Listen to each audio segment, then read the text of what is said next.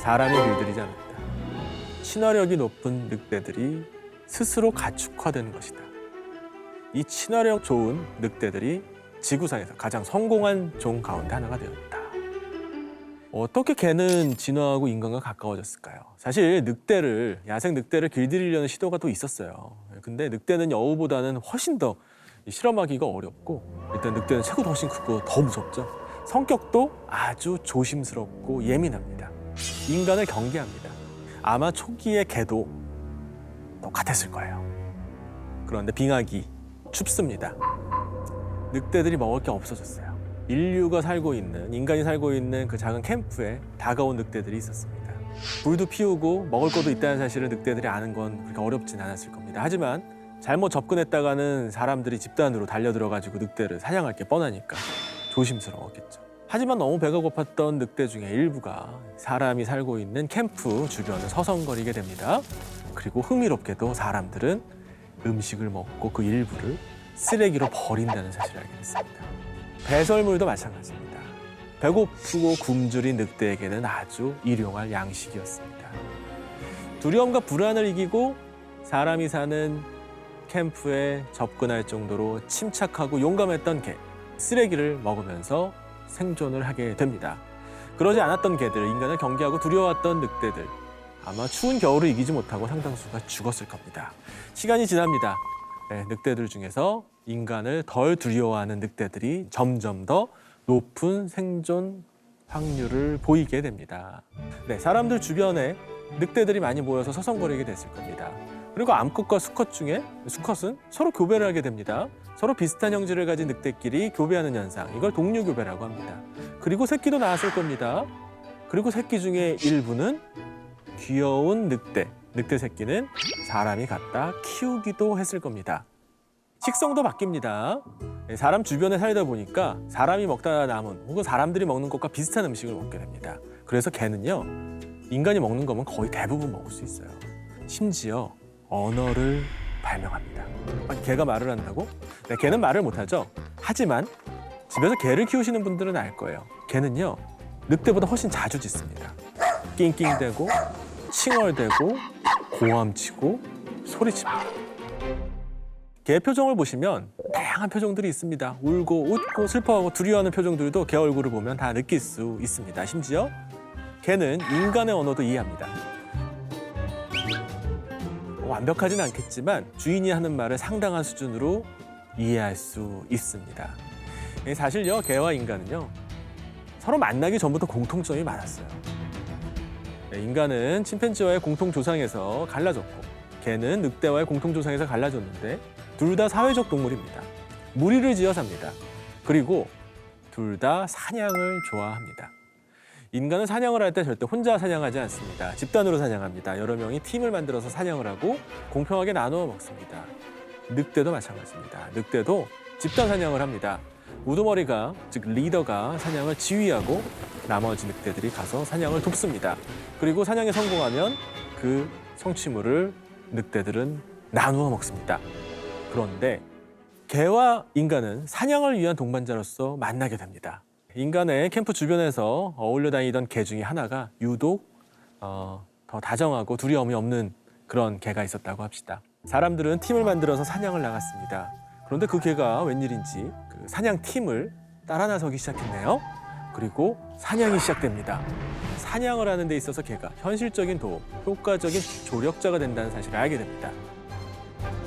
인간은 다른 동물을 사냥하기 위해서 개와 협력하게 되었습니다. 가장 가까운 최초의 가축, 가장 가까운 친구가 됩니다. 개는 인간이 길들인 14개의 대형 포유류, 그리고 수십 종이 넘는 수많은 가축 중에서 가장 가까운 가축입니다.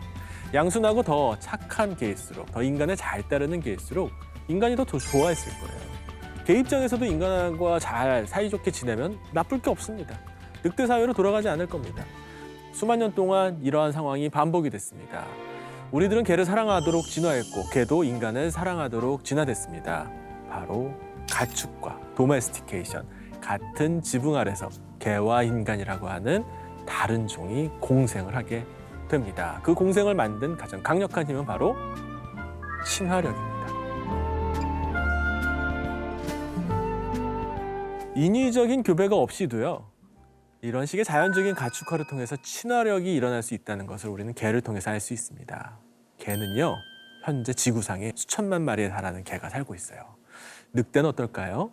늑대는 20만 마리, 멸종 위기 동물입니다. 가축화는요, 개에게는 이 종의 번성을 크게 추동할 수 있었던 가장 강력한 힘 중에 하나고, 인간도 개의 도움을 받아서 지구상의 지배적인 종으로 진화할 수 있었습니다.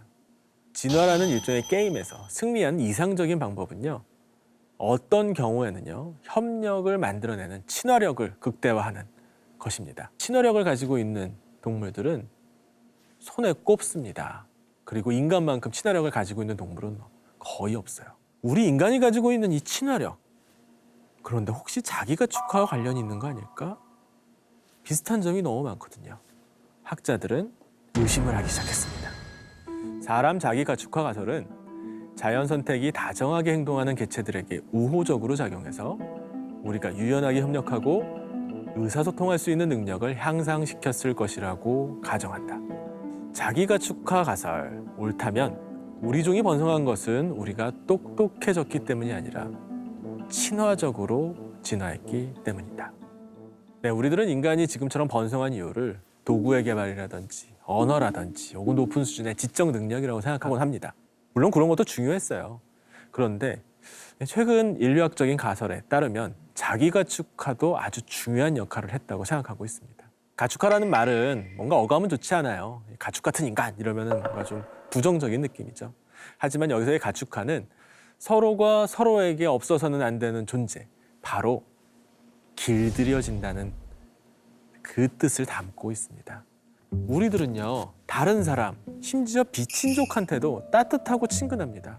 그리고 가족과 연인한테 따뜻하게 해주는 건 사실 인간이 아닌 다른 동물들도 다 할 수 있는 일들이에요. 그런데 우리들은 흥미롭게도 우호적이고 다정하고 미소 짓고 이야기를 나눕니다. 그리고 그럴수면 그럴수록 생존 가능성, 번식적 합도가 높아지게 됩니다.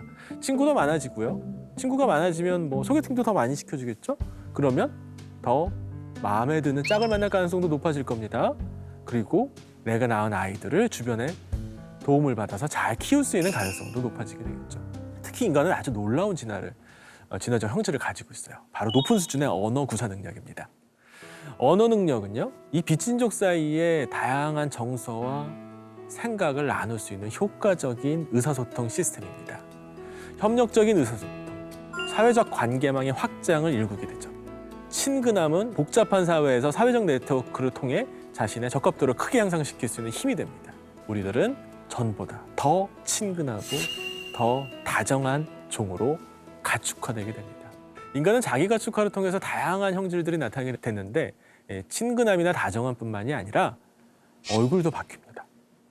즉, 어른의 얼굴은 아기의 얼굴하고 비슷해요. 남자는 조금 많이 바뀌고 여자는 참 적게 바뀝니다. 그래서 여자 얼굴은요, 아기 얼굴하고 좀 비슷해요.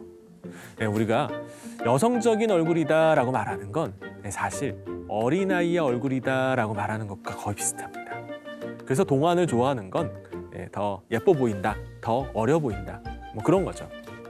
어려 보이는 외모는 개체 생존에 유리하게 작용할 수 있다. 어려 보이는 외모뿐 아니라 어리숙한 행동도 공격으로부터 자신을 지키는 수단이 될 수 있다. 이 책에서는 어려 보이는 외모가 개체의 생존에 유리하게 작용한다는 사례를 까마귀를 들어서 설명합니다. 이 까마귀는요, 어린 시절에 부리에 점이 하나 있어요. 하얀 점 같은 게 있는데 성체가 되면 사라져요.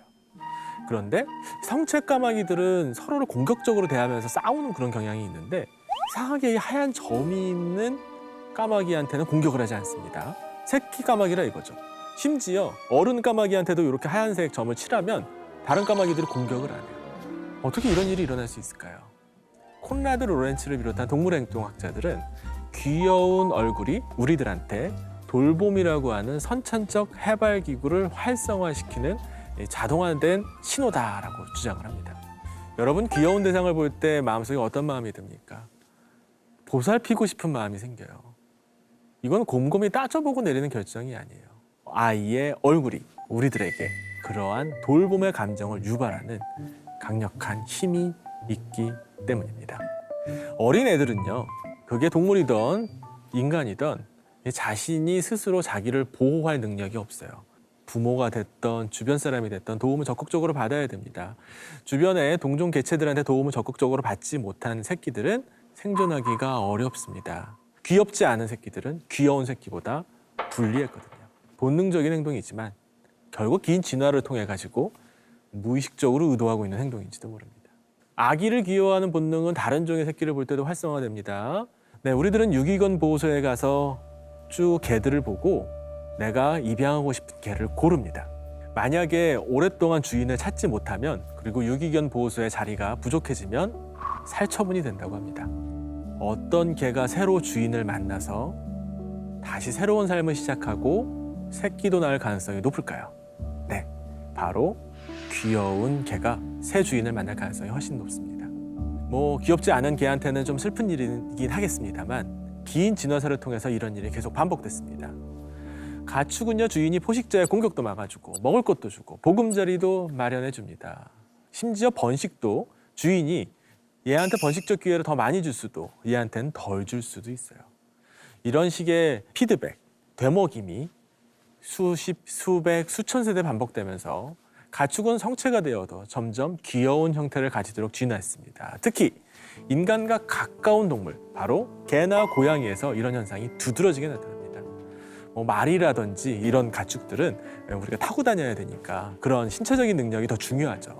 그런데 집에서 키우는 가축들 상당수는 나이가 들어도 아주 귀여워요. 인간도 그래요. 인간은 스스로 가축화된 동물이에요. 인류가 만들어낸 이 높은 수준의 사회적 존재는 사실상 우리 모두가 모두에게 주인이에요. 그러면서 동시에 우리는 우리 모두의 가축입니다. 어감이 마음에 들지 않아도 우리는 다른 사람의 도움 없이 살 수 없고, 우리 주변에 있는 사람들 중에서 더 마음에 들고 사랑스러운 사람들한테 더 많은 것을 제공하는 주인의 역할도 동시에 합니다. 그래서 인간은 어른이 되어도 제법 귀여움을 유지하고 살아갑니다. 독특한 종입니다. 인간은요, 어른이 돼도 놀기 좋아해요. 40, 50, 심지어 70, 80. 저희 할아버지 할머니도 노는 거 좋아하세요. 호기심이 많아요. 장난칩니다. 놀이공원이 전 세계에서 이렇게 계속 번성하는데 놀이공원을 찾는 건 아이들이 아니라 주로 어른들이에요. 재밌거든요. 애교 부립니다. 아양도 떱니다. 왜 그럴까요? 심지어 의도적으로 더 귀여워지려고 최선을 다합니다. 아니라고요? 여러분은 아닙니까? 여러분들의 SNS에 어떤 사진을 올리시나요? 여러분들이 올리는 사진은 조금 더 귀엽고 조금 더 사랑스럽고 조금 더 어려 보이는 얼굴들, 그런 사진들을 아마 선택적으로 올리실 거예요. 볼을 부풀리고 손가락을 이렇게 갖다 대고 가능한 한 귀엽게 보이려고 하는 사진이 SNS에 가득합니다. 네, 사회는 점점 고도로 복잡해지고 있습니다. 우리는 야생의 삶을 살 가능성이 극단적으로 줄었습니다. 나는 자연입니다. 뭐 이런 프로그램의 주인공. 정말 남다른 삶을 사는 것 같죠? 우리가 살고 있는 이 인간 사회에서는요, 포식자의 공격을 받을 일이 그렇게 흔하지 않아요. 육체적인 힘으로 짝을 구하기도 어렵습니다. 우리들은요, 주변에 사랑을 받고 관심을 받을 때 짝도 먹을 것도 그리고 생존의 가능성도 높아지게 됩니다. 유형화된 외모, 유형화된 행동이 더 유리한 세상입니다. 우리가 우리에게, 서로가 서로에게 귀여움을 권하는 것, 어떻게 보면 생존을 위한 길인지도 모릅니다. 바로 자기가축화 가설이죠. 사람 자기가축화 가설은 관용적일수록 사회적 상호작용에서 얻는 보상이 커졌을 걸로 예측한다. 동시에 이 가설은 감정 반응을 억제하고 관용을 베푼 후 돌아오는 보상을 계산할 줄 알았던 점에서 우리가 그 어떤 종과도 확실하게 다르다는 것을 입증할 수 있었을 것이다. 인간의 가장 중요한 특징 중에 하나는 바로 긴 수명입니다. 오늘 여러분이 만나는 사람이요, 너무 짜증나고 싫을 수도 있겠지만 절대 그 사람하고 대판 싸우지 마세요. 회사 그만두고 때려칠 때 책상이라도 확 뒤엎고 나가겠다. 그러면 안 돼요.